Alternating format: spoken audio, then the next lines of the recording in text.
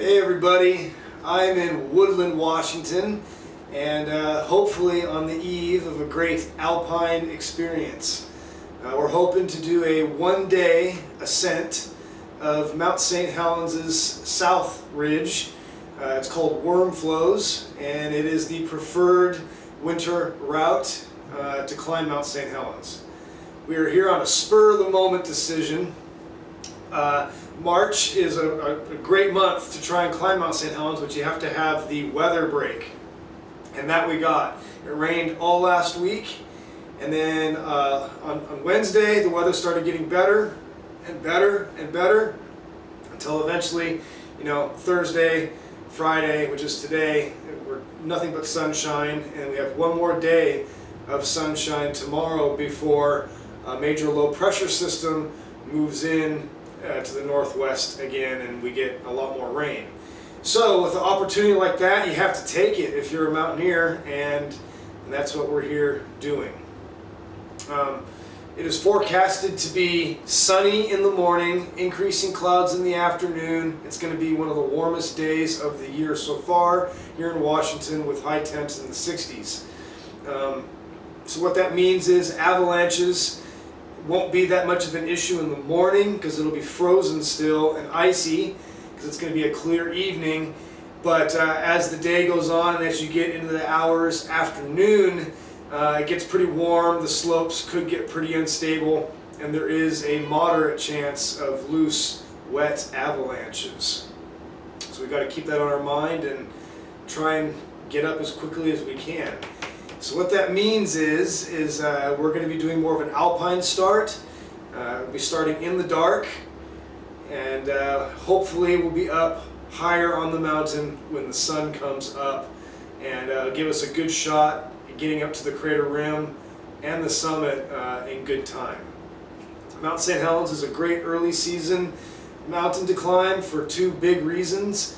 One reason is it doesn't require a lot of technical gear to climb it. It relies just on the basic foundation equipment of crampons, ice axe, and helmet, and it is a great early season trainer to get that extra layer of fat burnt off that you build up all winter, chasing ducks and eating all kinds of wild game and everything.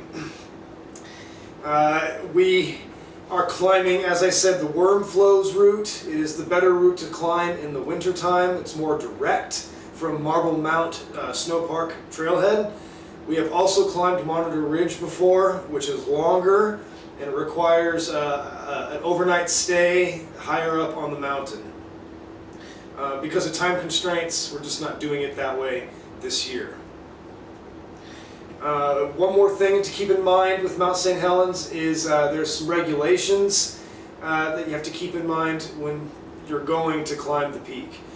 One thing is you have to have a Marble Mount Snow Park pass to park at any of the trailheads this time of the year, and you have to have a Northwest Forest Pass, which we just get when we buy the annual National Park, National Forest Pass every year.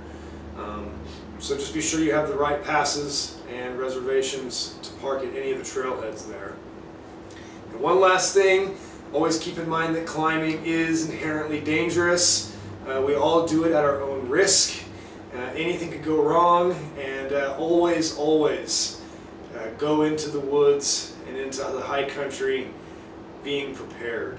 Well, when you drive south on I-5 towards Portland, Oregon, this is the first glimpse you get of Mount St. Helens, way off in the distance. I have to say, she's looking pretty good, heaving with late winter snowpack. With any luck, in a few hours we'll be walking on those slopes. Just have to remember that summit is a noun and not a verb.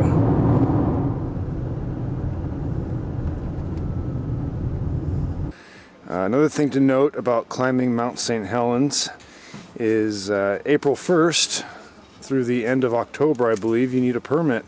And there's a quota system, so you have to go through quite a process to apply for that. In the winter months, you need a permit, but they are free, and there is no quota. And that is what Sarah's doing right there, is filling out the day permit and signing in that we are going to be on the upper mountain.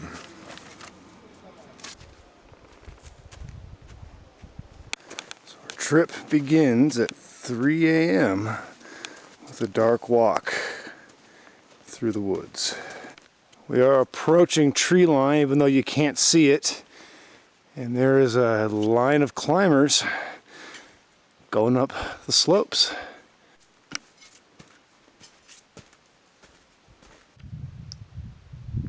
So we have reached about 4,000 feet elevation. We're a little over a third of the way into the climb. We're getting the first rays of light in the atmosphere. We're at the point where the real climbing begins. It's time to put on the crampons because it's pretty icy and cold.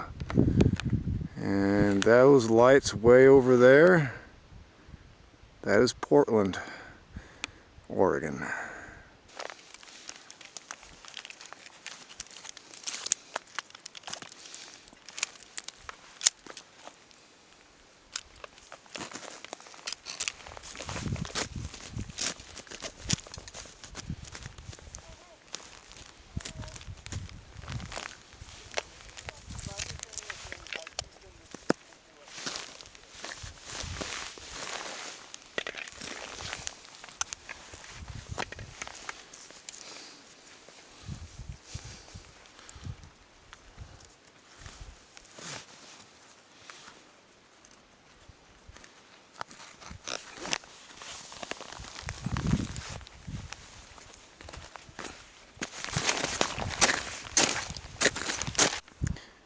And there you can see the first light hitting the upper slopes of Mount St. Helens. And you can see the line of climbers and their headlamps heading up. So we're going to start ascending really quickly now. We still have another roughly 4,500 feet to go. This is where it starts to get really fun.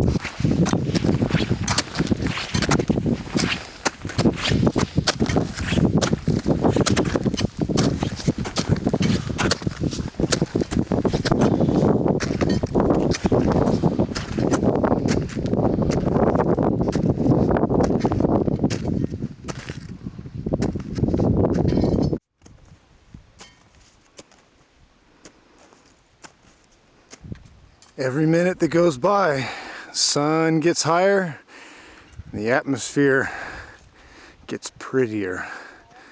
Look at that light show. And the world is waking up down there.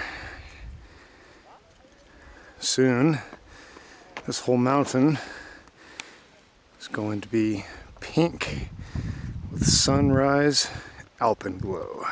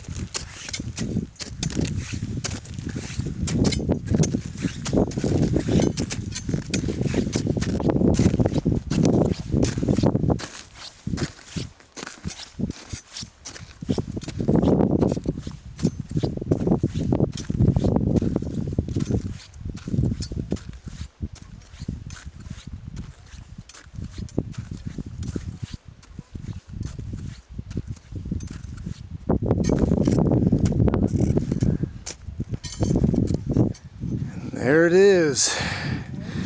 It's going to be time to put on sunscreen and sunglasses very soon. But look at this upper mountain here.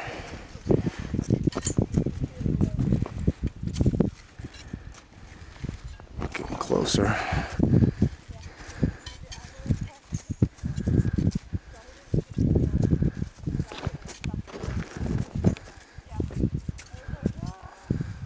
There's Sarah.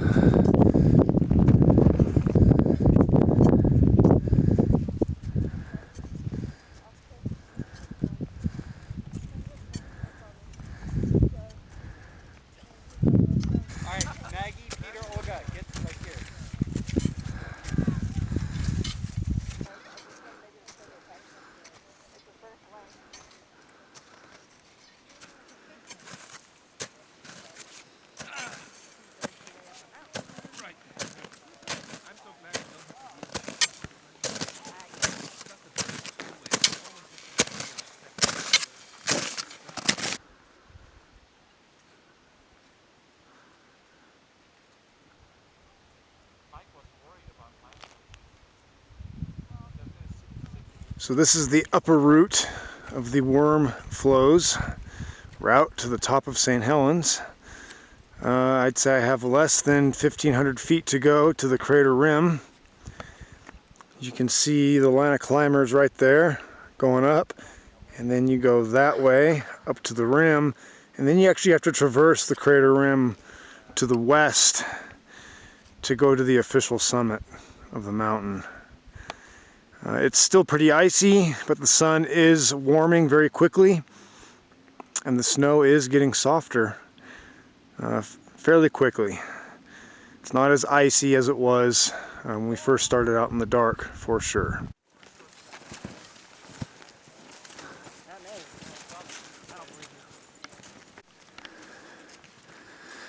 As you can see, it is a busy climbing route. And we are moving up onto the last stage of the climb. The crater rim is probably, I don't know, 500 feet higher in elevation. Right up there. And then we got to go that way to the summit. Let's climb on. Well, this is my 4th time to the crater rim of Mount St. Helens. I have to say it's probably the windiest I've been here right now, not the coldest. It's warming up further down the mountain. As soon as I got to the top here, bitter cold. My face is numb, my lips are numb, I can almost barely talk. This is not even the summit. The summit is still probably a quarter mile along the crater rim. So it is extremely windy and cold up here at the crater rim of Mount St. Helens. We're around 8,000 feet. Up there is the false summit. The real summit is that peak over there. Watch out for the cornice. You don't want to get too close to the edge. And then let's look into the guts of the stratovolcano. There's the west crater wall over there. Looking off to the north. The lava dome is getting bigger every year. It's actually steaming. You can see steam coming out of it. And a glacier has grown around it. Down there is Spirit Lake, where Harry Truman had his cabin. And you can see Rainier way off over there in the distance.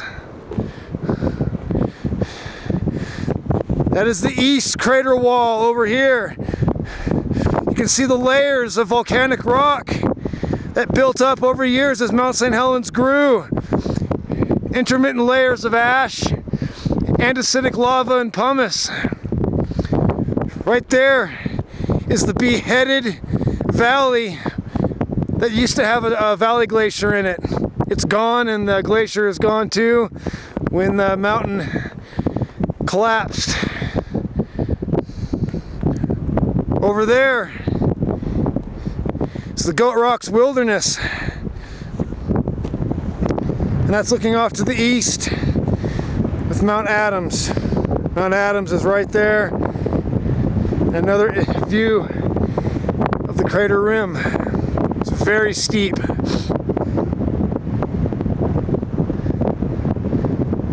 And then that way is off to the south, looking into Oregon.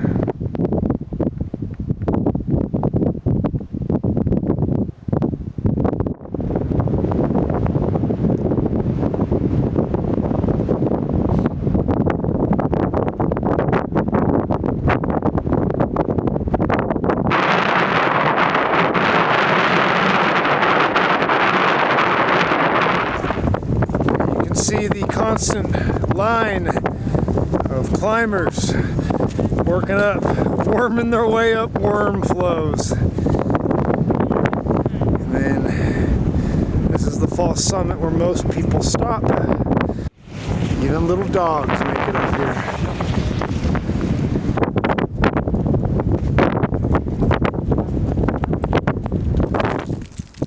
Look at these wicked ice formations here.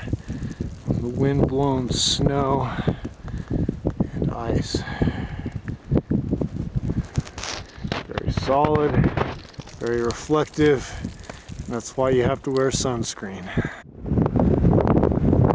So I just came down from there. It's really icy. Making my way even closer.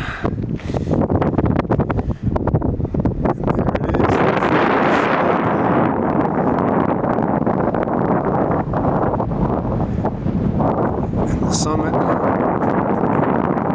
Here's the view to the south from the summit of Mount St. Helens. Way over there is Mount Adams. Just traversed. Be careful of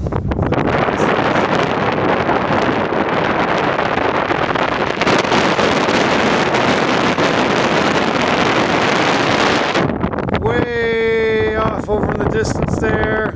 I don't know I'm pointing at it. It's Mount Helens and Mount Jefferson. Columbia River Gorge is right there. Over this way you can see the Cascade foothills. There's a big reservoir right there. Down towards the battleground. Also woodland area. River, snakes on in through there.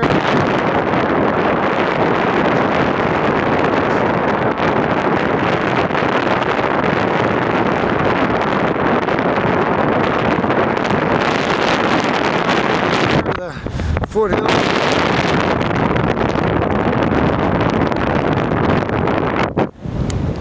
Down there is the drainage.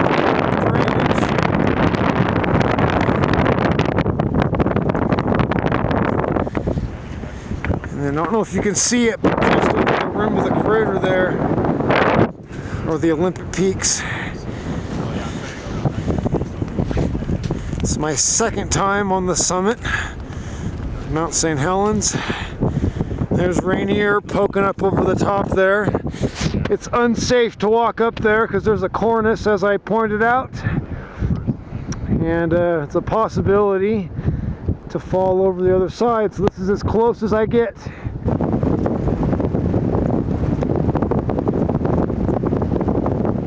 One more look at this awesomeness before I descend and catch up to Sarah. Descending, I'll go by in a third of the time it took to get up here because we get to slide down. Good shot, Andy. Sassy. Thanks, guys. Woo!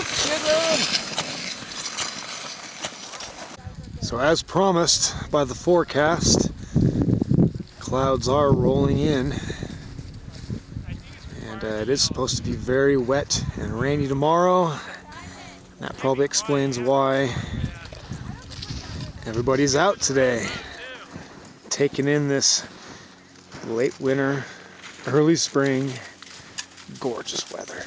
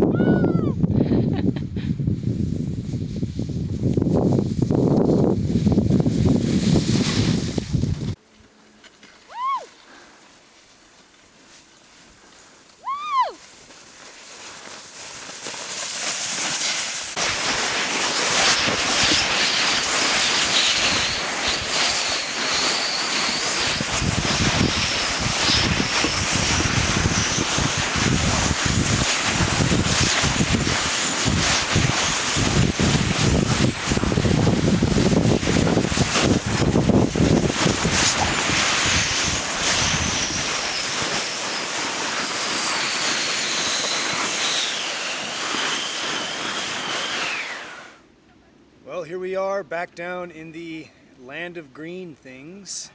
We've left the land of ice, rock, and snow, and I have to say it's a lot warmer down here. It was a successful trip in every way you could possibly imagine. We both made the crater rim. I got to summit St. Helens for a second time, and it's still freezing temps up there on top, holding it all together.